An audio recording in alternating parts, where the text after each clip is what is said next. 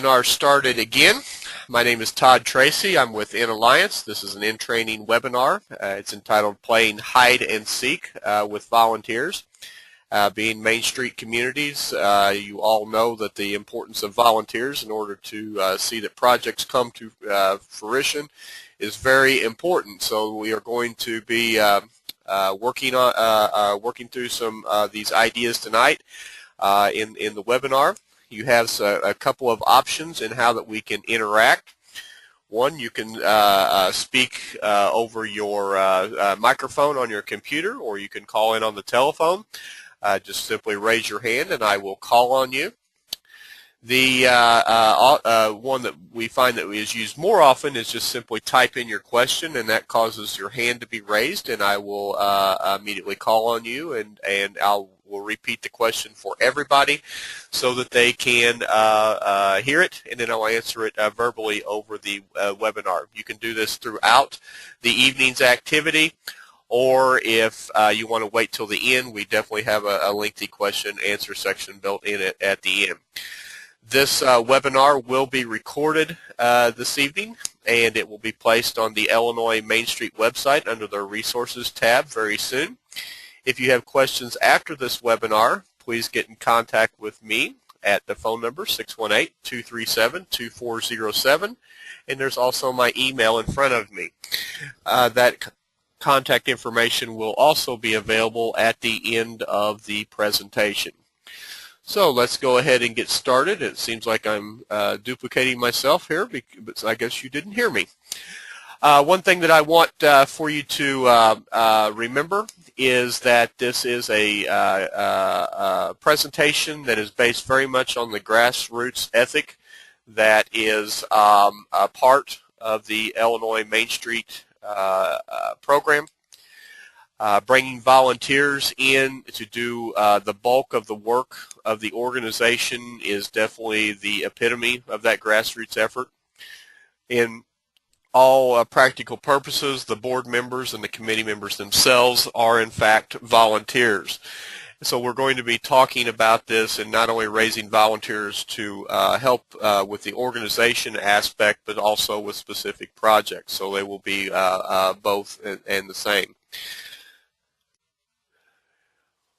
One thing that I want to ask very early on in the program is, do you consider yourself to be one of the coolest games in town when it comes to your organization and in attracting volunteers? In today's world, we're finding more and more that the ability to attract quality volunteers is becoming more and more difficult.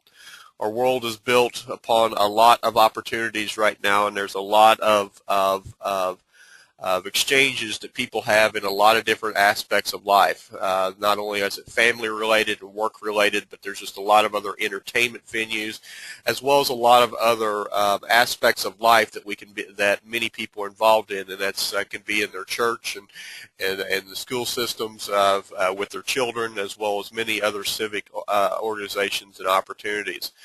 So your organization, no matter what size the community, you always are going to be in competition with these other organizations for the time of quality volunteers. So you want to make sure that you set yourself apart. First off, volunteers in how that they work and interact with each other is very much fun-oriented. When we connect with things in our life, we first things that go to our happy place, you might say, is things that we look for where we're going to have fun. And it could be whether it be a vacation, it could be the weekend's activities, it could be a weekend away from work. I actually know many people that they would rather be at work than in some of these activities just because of that is their particular character. It could be your evening's activities. It could be spending time with loved ones or with friends and family. That's always a time that we look to where that we want to go to be our place that we would like to spend the most time if we could allow ourselves to do that. Well, you want to make sure that your organization is using more of this type of connection to connect with potential volunteers instead of using the typical bait factor. I know when we work with Main Street organizations, we oftentimes hear that, well, I have to twist arms, I have to basically bribe people in order to come into the organization. And that really puts a lot of red flags up for us when we're working with these organizations, because it's almost as if the organization is kind of got it out in the public that they put too much on their volunteers, and they're expecting too much for unpaid personnel to do. And then there's a lot of things that we have to have considerations there. But the main thing, if that is what is happening, if you don't have a list of, and if you don't have regular people calling that want to engage with your organization, you might have to ask yourself, is your organization a place where people want to spend their time? Another question that we often ask whenever, especially when we're doing assessments of Main Street communities, we ask, what is your volunteer program? We're talking to, whether it be the board or the organization committee, what is your training program, and is it formalized? And oftentimes what is given to us is a brochure or a direction to the website that talks about, this is our membership, and this is what that we can charge for membership. This is what we charge for sponsorships, and that we're always taking in volunteers and that type of thing. But that is not what we're considering to be the formal aspect of a volunteer training program. We want to know is when you bring in people to the organization, do they understand the organization first off? And second of all, do they understand what is expected of them? Because it's very important that the volunteer have a connection with everyone inside the organization. That includes the board, the chairman of the board, and specifically with the committee that they're going to be volunteering with. And then lastly, with the any staff that is engaged with the program. We highly recommend that you spend at least an evening bringing the new volunteers or volunteer up to date on the organization's history, and then finish up that training with being very specific about what there is expected of them on the committee that they're serving or on the project that you have brought them in for. And the visualizations in front of you, the formal training on the left is more what your organization needs to always be driving to provide to new members of the Main Street community. And if your volunteers end up like the picture on the right, that can happen oftentimes just from the get-go, because they don't know how to get to first base with the organization and with their particular project that they have been assigned to or have volunteered for. Another thing that we see inside organizations that is one of the key areas that is damaging and is detrimental to the organization growing is the fact that it is may already have existing cliques. These cliques can be not only we've actually seen cliques that are very indignant to the staff. We've seen cliques that are within the board. Sometimes there's a couple of cliques on the board, and of course sometimes there's committee cliques and inter and intra committee cliques also going on. This grassroots effort, this is one thing that has to be kept in check all the time, and this is something that the committee members, chairman, we like to put that on their backs in order to make sure that the cliques are if they are there, they are acceptable, and if they are there and they are not acceptable, that they are checked and brought into out of contention, and allowing other individuals to join the committees as well as bring their volunteer efforts and ideas to the table. Just as a side note, whenever that you're looking for volunteers, remember that this is the order in which most people volunteer.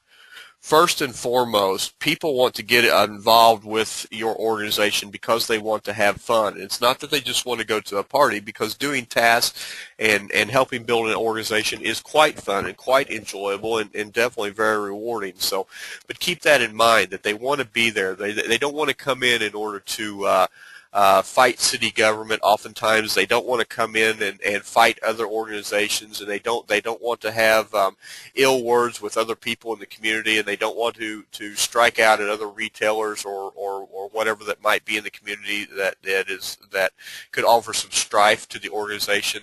They want to come in and they want to give back their efforts to the organization. They want to build their resume. This oftentimes is a good way to attract younger individuals or unemployed individuals. A lot of times this is a way that they can lead into not only employment opportunities for them, but it definitely builds experience level for them. We see this a lot with both a social outlet and wanting to feel needed. The social outlet goes across all genres of and all age groups of people out there.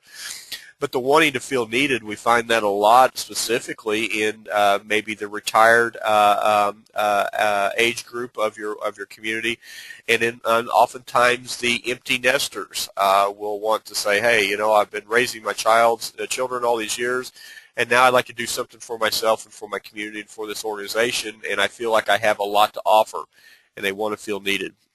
And last but not least, we do find these individuals out there, and oftentimes they don't last very long in the organization, but they will just be passing through, and they're just in it for a lark. They want to see what the organization's all about, and they're just looking to see if it might fit with them. And you never want to turn any of these 6 bulleted points there and these 6 bulleted individuals, you never want to turn any one of them away, because they all bring something very important to the table.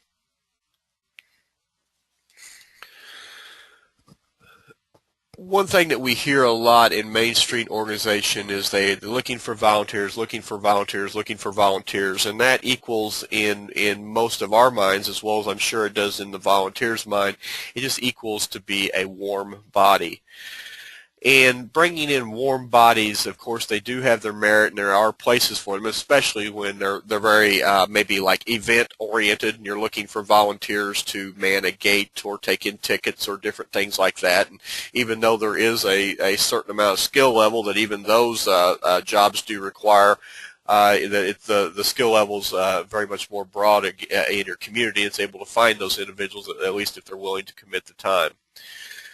I would always recommend that each organization committee list out the specific needs that they're needing for volunteers, what they need them to do, and it's always nice to list out those work, jobs, tasks, whatever that might be, on a spreadsheet or in a tabular format, and put the amount of time that is expected probably to do this. And time can be translated into hours, which is nice if you think you can break it down into that format. But more, it's like it's a commitment of a closed-in point. In other words, we need them through the March through July of this year. Something to that effect is what that you're looking at. And then lastly, you need to make sure that on this skills assessment that you list out specifically what skills are needed in order to perform all these tasks that you have in front of you. You might even want to list out what experience that you think that they might need, if there's maybe even any employment related. And one that comes to mind for me is always if you need legal documentation done, you might be reaching out to an attorney that can volunteer their efforts in that regard. Or if you're looking at building codes, you might be looking at an attorney or a local realtor, maybe even an architect. Or you might be looking at doing more organizational type things, maybe even like building a website or increasing your social media presence or whatever. So you might be looking in somebody in the technology field that is very gainfully employed in the arena and would be willing to volunteer some of their off time in that also. And last but not least, you may be looking for soft skills, and we see this to be in the more the bulk of the volunteers that you're looking for. And those are people that are dedicated to the community. Those are people that are experienced in the community. Those are the people that have a smile on their face, and those are the people that are willing to teach others about the organization, the community, and specifically about the project that you're looking at getting off the ground.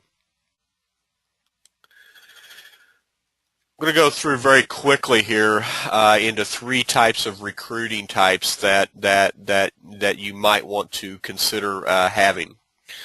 One is simply the shotgun approach. This is one that we see happening more times than not, even though it definitely has its place, and it definitely can bring a considerable amount of volunteers to the organization. But it's just generally getting the word out, the distribution of the brochures, posters, and of course the director and the board members going around speaking to other civic organizations around the community, maybe even put notices out in the media, and just general word of mouth, just basically sending up the flag in all the outlets and say, hey, we are open for business and we need more volunteers because we are growing and we've got a considerable amount of projects to get off the ground. This is one that we see to be very not used effectively, though it is used, and I'll explain it in both regards. The targeted approach, and whether you need the specific skills of volunteers. Oftentimes what we see is the organization committee, or maybe even the individual committees themselves, if they're looking out to bringing new volunteers to their group. They're saying, okay, who do you know, and what can they do? And the main thing that you want to do is you want to make sure that you answer these questions first, instead of doing the reverse and saying, I think they could help us out because they can do this. But it's always better to say, what do we need? Who could provide this? How can we communicate with them? And what would motivate them? This is very key. That I'm sure that some of the more experienced directors have definitely utilized these 4 questions in the past. Newer directors forget about a lot of times the last 2. How can we go and talk with them, and what is the perfect opportunity? Do we meet them over lunch? Well, no, lunch is the only free time they may have in the day, and this particular person doesn't like to spend his lunch speaking about these type of activities. So when is the best time? It's very important. I was working in a community a couple of years ago, and this very important property owner of the owned many of the buildings in this downtown. He was considered to be sort of a crotchety person. He was very difficult to deal with, but he definitely had a shining spot, and everybody agreed around the table that the highlight of his life, and somebody that was always had his ear, was his daughter. And he had several sons, but he did have one daughter. And he seemed to always have the door open to her, and she seemed to be able to connect with him. And so they were able to find out through friends of the board and friends of the committees that they were able to get to her to communicate some of the Main Street's ideas and Main Street concerns that they had with some of his properties. And of course, last but not least, they have to figure out what motivates them, and with this particular property owner, it was basically a prideful thing. He knew that he had dilapidated buildings, and he knew that he had some issues that needed to be reworked, but there was issues of what to do with them and how to do them with them, and he had to be embraced through his pride, and sometimes that it was not able to be accomplished except through the daughter. And last but not least is the concentric circle. We don't want to forget that we need to get on the buddy plan. You have, right now in your roles, you have many existing volunteers, and it's very important that they bring friends to the table to work on projects and be brought into the Main Street fold, and you need to make sure that you have incentive for these volunteers to do this. And incentives can be a variety of topics, but mainly the main incentive in bringing a friend is that this individual doesn't have to do all the work themselves. They can share the duties with somebody they consider to be loyal to. Look out through all your networks of all your members, whether it be board members, committee members, even strategic partners. Look out through those networks and start looking for those volunteers. And last but not least, look for those project-specific networks, especially when we see rehab of old buildings, historic buildings per se. There's definitely a network there that might be outside of the Main Street organization that for at least on that project, you bring them into the Main Street fold and show them what the organization is doing and how that you can bring them to the table. Make sure that you get the word out there that you need volunteers. We find that very few Main Street organizations, other than they say that they're volunteer driven and they make the phone calls when they need volunteers, the community at large oftentimes does not realize that they can be a part of that Main Street organization by merely picking up the phone and calling that staff person or calling that board member and saying, hey, I would like to do this. They forget and or don't feel that maybe they can do this. And this is some things that you can do to make sure that works out. Make sure that you have a detailed volunteer plan. Make sure that you have sign-ups. What I like to see, though I've given a more simplified visual for you here in this particular table, what I like to see is that you have your work plans all out on the web, as well as in hard copy at the Main Street offices, to where that you have the blank holes in there saying that we're looking for volunteers to handle this specific task, that we're looking for volunteers in order to get this project motivated and moving. We're looking for this, we're looking for that, and this all takes volunteer labor. Can you help us with this? We feel that you can. So you want to make sure that you have a formal program to where people can put their name in a slot.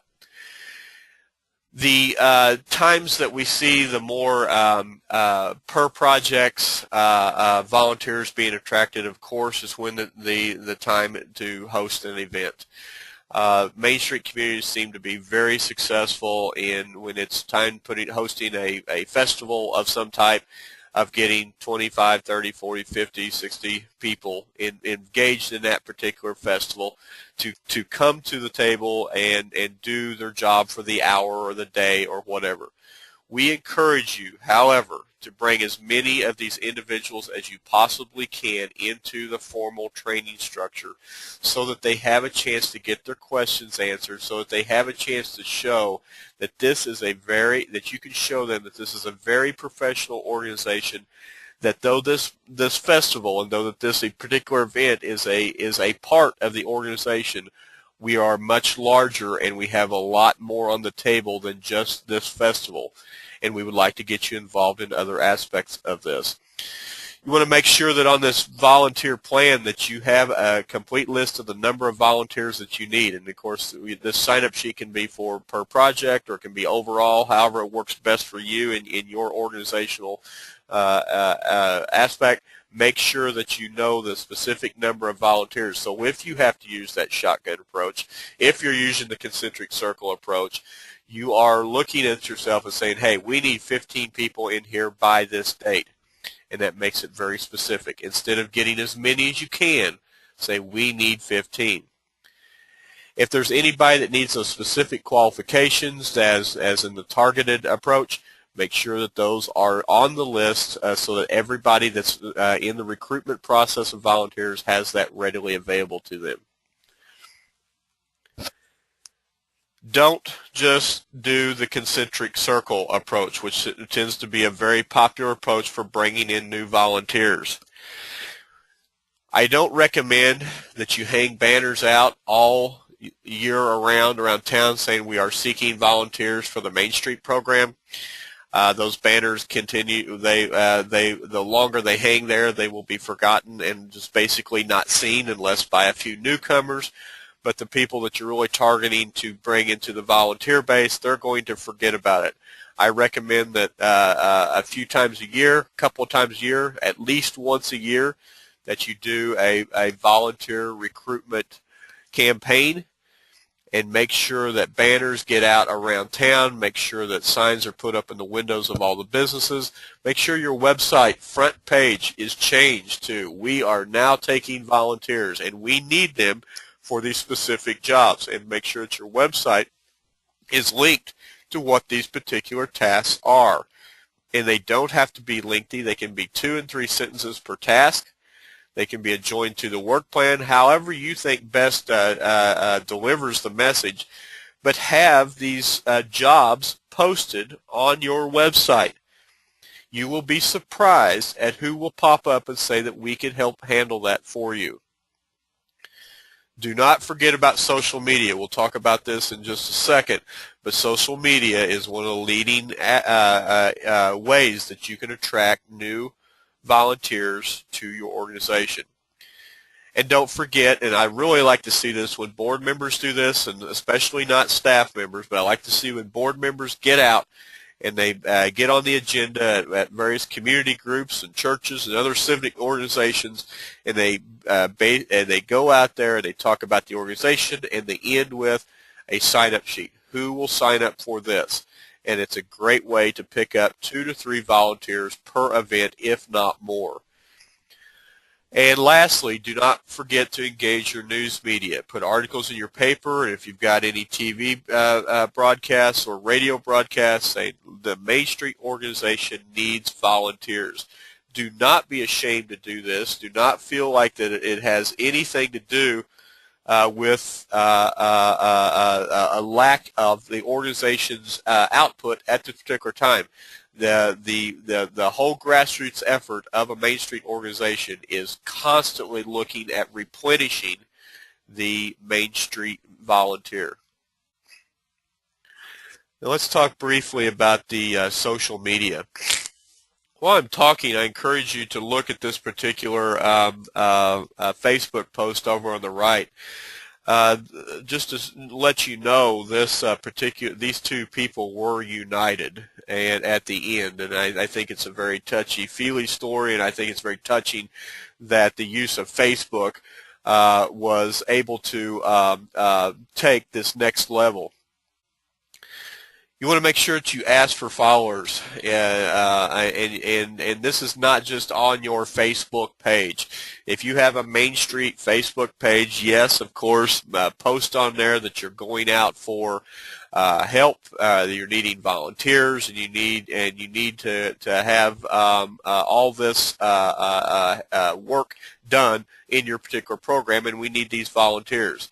However, make sure that your board members, your committee members, whoever is involved, even strategic partners that have Facebook pages, which is probably most of them, if not all of them, ask them that even if they're not regular posters, would they post this at a time to where we can get the feel out there that we need volunteers, and be very specific. We need them in these particular categories. For those of you who read through the Paula Perez, Shoecraft, O'Brien link over on the right, this person was in fact turned out to be the adopted niece. So I thought that's a very touching story of how that somebody became connected again with somebody. It's a very recent post, but I have friends out that are connected with with one of these individuals, and this in fact did turn out to be a niece. So I thought it was a very touching story.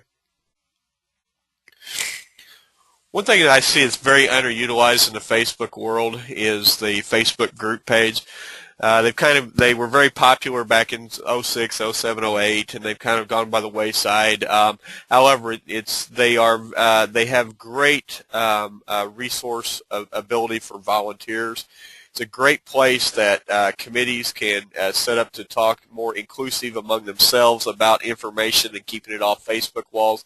Because quite frankly, Facebook has become a very strong medium for how that we communicate with each other. So this becomes very important to us from that point of view. So I would suggest that you consider maybe making an organization group where volunteers can come for information. And if that doesn't work, maybe having your committee set up some group pages so that they can get in communication with each other. Make sure that you challenge your board members and committee members to post often. We talked about that just a second ago, but make sure that they talk not only about their experiences, but there's nothing wrong with talking about both bad and good experiences that are associated with the Main Street. Of course, good times and the good things that the Main Street organization is doing is fine. What we want to make sure is that you don't have board members or committee members out there that are erring on the more the problems of the organization and or the problems of the committees in order to perfect on work. Make sure that that is not taking place, because if the problems are become the topic of conversation on Facebook, we know with using a term that's more techie, but we know how that can go viral, at least with the in crowd. And it's not conducive in order to attracting new volunteers out there. However, outside of the Main Street world, nonprofit organizations and a lot of nonprofit periodicals that are out there, they are all claiming and they are all stating in very statistical format how social media is their #1 best tool for volunteer recruitment.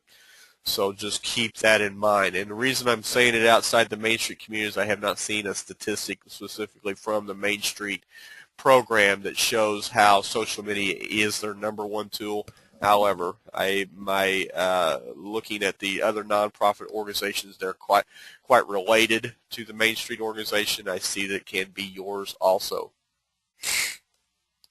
Some communities, especially the larger communities, may want to tie into volunteermatch.org. It's a great way. Volunteers do potential volunteers do put their resume per se up on this. It's a great way for you to link up. I recommend that whether you've used it or not, or if you haven't used it, check into it, see if it's viable for your community. If it's if there's nothing really going on in your community, I suggest making a page for your Main Street organization and just to see what it will attract. It's typically free under most circumstances. Make sure that you cater to the new employee, or to the new volunteer. We see this as always a place of that many Main Street communities falter a bit. They just assume that the work is done when the volunteer becomes a part of the organization, and they forget that, hey, we need to make sure that this person understands us and is ready to be here. Again, I wanted to reiterate that this program should be formalized. Remember, if you're erring on the side of caution, formalized training is never a bad thing. I guess if you want to give them 16 contact hours of training just so that they can be taught how to take a ticket at a ticket booth, I per se maybe that formalized training would be a bad thing. But I think we all have common sense, and we understand that some formalized training is always a good thing, so that we demonstrate that we are professionals. And it also opens up, when you put individuals into a training type session, it's immediately that they will have a lot of questions, whether they and they will start asking those questions in that training session. Oftentimes, we see when exit interviews or volunteers that have left organizations, when they have been polled to see why they left, a lot of times says they didn't know what they were supposed to do, they didn't feel like they were welcome, and they just moved on. And we know that was not the case. It was just poorly communicated to those individuals. I recommend that if you don't already have a specific training program in place, I recommend that be led by your organization committee. It could also be led by your committee director, your various committee directors, however that works out for it. It could be a board member per se, whatever works out. But the point that I want to make here is it should not be the director of the organization. For new trainees, there's going to be some caution in their minds oftentimes as to why they're expected to do work and not be paid for it, and the person giving the training is paid for work that they do for the organization. And you want to make sure from the get-go that a volunteer is training another volunteer. The old punch and pie type thing. Make sure that your event that you have, it be something special when you bring in volunteers to train. And this could be even one individual, or it could be 100 individuals. Make sure that you have a menu that's unique. Make sure it's something that's memorable. Though we all like to taught that our organizations are on shoestring budgets, there's all these type of things that we have. Make sure that there's nothing wrong with having a volunteer cook the menu for that evening's activities.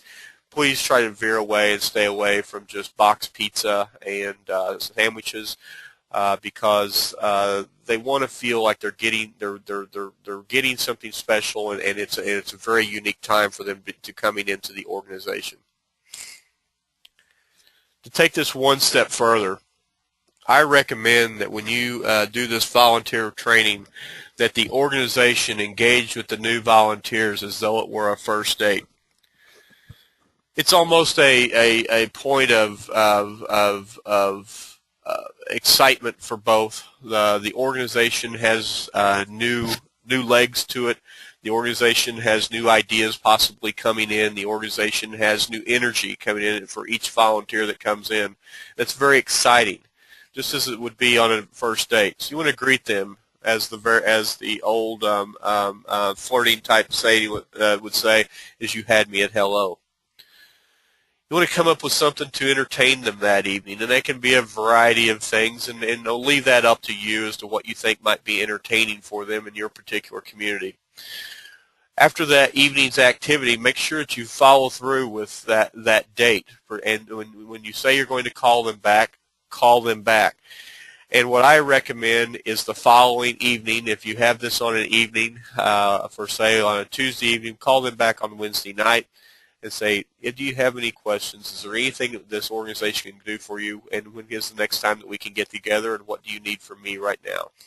Be very open and very cordial to understand that this volunteer oftentimes is in the infant stage of your organization and just may not know how to take full steps, and may need to take baby steps for quite some time.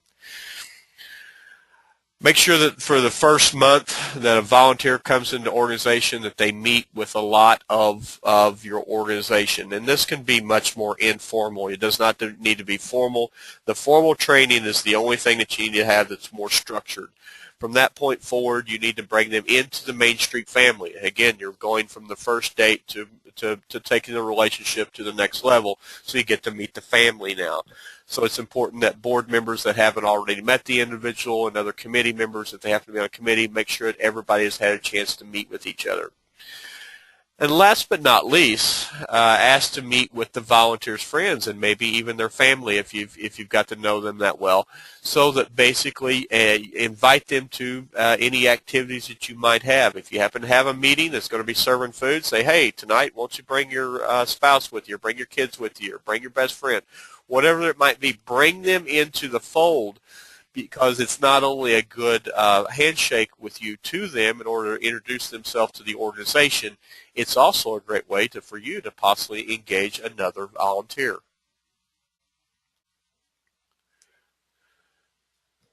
Mix up meeting formats. This particular Main Street community is out west. It's in Wyoming. They go on a hike for all of their committee meetings and that type of thing that they have, and that's how they like to get a little bit of exercise and have some activities along with having their formal meetings. Do what works best for you. The folding chairs and table meetings literally does work for a lot of people. I will tell you that it doesn't work for the younger generation as well. They're used to a lot more freedoms. They're used to a lot more ways to adapt and engage people. So the folding chairs and table meetings may work for some, and it's okay to do it periodically, but you might want to get away from it. Don't forget about online communication, such as we're having right now. Don't forget about the free engagements like Skype. We talked to several Main Street communities, and we've been a part of a lot of Main Street communities that they like to have their volunteer meetings and their committee meetings at the local pub. It may be an every month thing, maybe an every week thing, or it may be just every so often. Whatever works for you. You all know your committee members, but you're definitely, when you think of meeting at the local pub, you're talking about fun. You're talking about being very informal and relaxed, and a place that may be open to communication. So that's a good place. Another place is always good is to move meetings around to local retailers, especially somebody may have got some new items in or has gone through a remodel or something you want to highlight. As long as they've got meeting space and they're willing to host you, and that's always a good thing. I went to some committee meetings in a Main Street community one time where they had taken us up on that. They wanted to meet a local retailer, and they hosted their committee meeting but did not bring a single chair into the meeting. And though it was nice to get to meet the retailer, and it was nice to bring all the other committee members into that particular store, it was very much not conducive to getting that evening's business done that the committee had to do. So make sure that they do have meeting space and make sure that it's going to work out and that everybody can have an enjoyable time while they're there. How can you do more?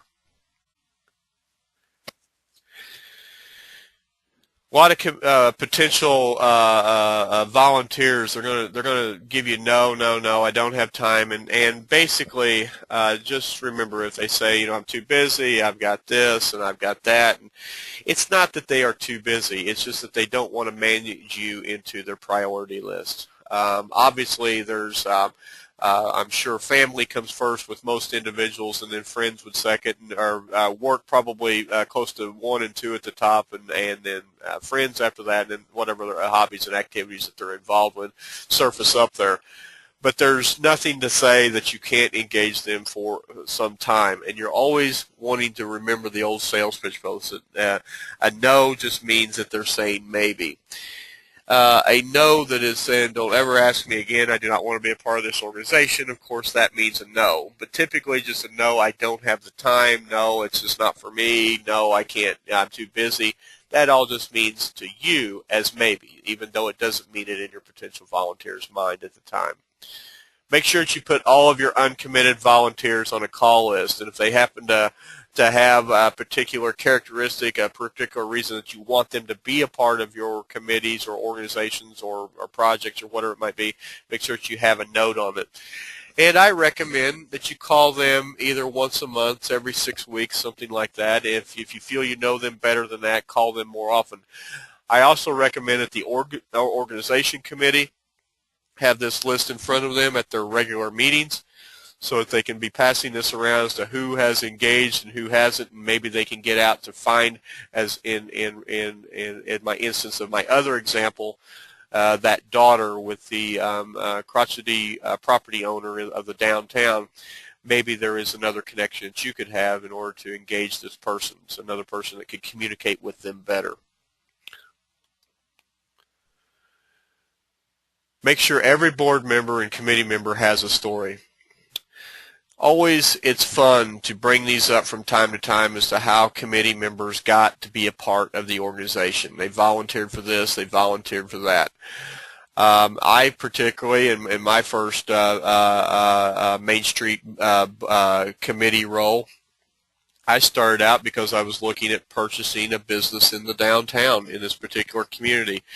And through the process of asking questions about the business, the existing business that was there, the building, and that type of thing, I got involved with the Main Street community. And as I furthered along in order to want to, in the purchase and inquiring of this particular business, it became more important to me to be a part of the Main Street community, because I saw it not only as a benefit to my business, but I saw it as a good way to meet the community, because I was definitely going to be in the customer service aspect of this particular community, and that's always my first story. of how I got involved with my very first Main Street community. You want to make sure that everybody has a story. It's definitely something that's endearing to other volunteers. Many of us that are on this particular webinar right now, you probably are struggling to get volunteers, as many Main Street communities are across the nation right now, and you're thinking, wow, I've never got referrals. I don't even know what I would do with this. It's difficult to even get to point A to point B with volunteers. But if you start working through some of these concepts that I've given you here in the last hour, make sure that you do considerable amounts of follow-up with referrals, because you will start getting them through this process. And make sure that you have a point contact that does the follow-up. And again, I recommend it not being a staff member, even though probably realistically it would have to be. But if you could have somebody on your organization committee that could do this for the Main Street organization, call back in 24 hours. I will say that a call from the board chairman or at a minimum a board member definitely lends a lot more weight to someone that's considering coming to to volunteer. There's a feeling that that they already feel like they're important, and they already feel like they're a part of the organization. Make sure that you make the current volunteers the face of the organization. We see so many Main Street communities that when we talk about the Main Street, who is the Main Street point person, and oftentimes it's the director and it's the staff member and that type of thing, because they seem to be the most out in the public. Certain communities can at times name the board chairman, but I strongly urge you that on your website, I strongly urge you that any media that you promote, that you show groups of people working together for the organization, and each one of these are volunteers. Because the more that you can show this, there's someone sitting out there that says, well, if they can do it, why can't I? Okay, I would like to open it up to questions now.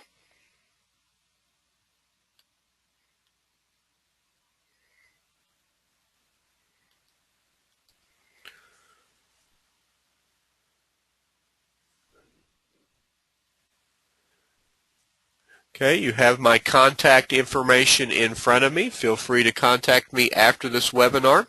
It will also be hosted online at Illinois Main Street. So make sure that you go there and check on the resources tab, as well as all the other webinars that we have been providing are also recorded there also. Thank you for attending on this Monday evening, and I hope that you have a continued good one for the rest of it, and happy hunting in your volunteers. Good night.